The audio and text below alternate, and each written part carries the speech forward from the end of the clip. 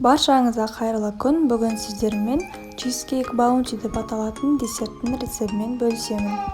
Бұл чизкейктің жасалуы өте оңай, ал құрамдары қолжетімді. Алдымен печеньемізді үгітіп аламыз, оған ерітілген сары май құямыз, араластырамыз. Ол қолға бірігіп тұру керек. Егер бірікпеген жағдайда тағы да сары май құйсаңыздар болады. Дайын болған крошкамызды формаға салып, чизкейктің формасын дайындаймыз. Яғни бортиктерін жасаймыз. Формамыз дайын болды, енді оны тоңазытқышқа салып қоямыз. Бөлек ыдыста желатин мен суды құйып, араластырып, оны көтерілуге қалдырамыз. Салмасын дайындаймыз. Бізге сүзбе қажет және қоюлатылған сүт.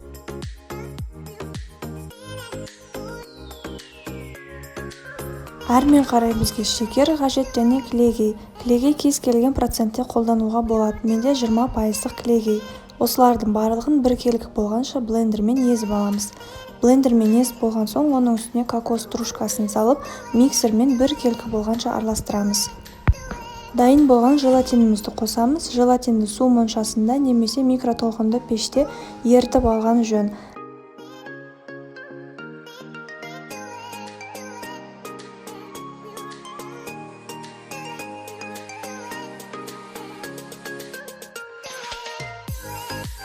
Біздің салмамыз дайын болды. Енді тоңазытқыштағы формамызды шығарып, салмамызды ішіне салып, біркелкі етіп жайып шығамыз.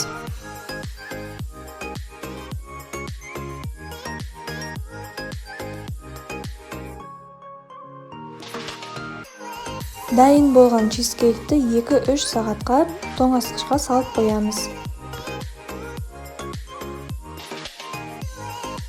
Біздің баунти чизкейгіміз дайын. Әсемдеу үшін кокос ұнтағы мен ерітілген шоколадты пайдаландым. Астарыңыз дәмді болсын. Сіздермен бірге болған Арайлым.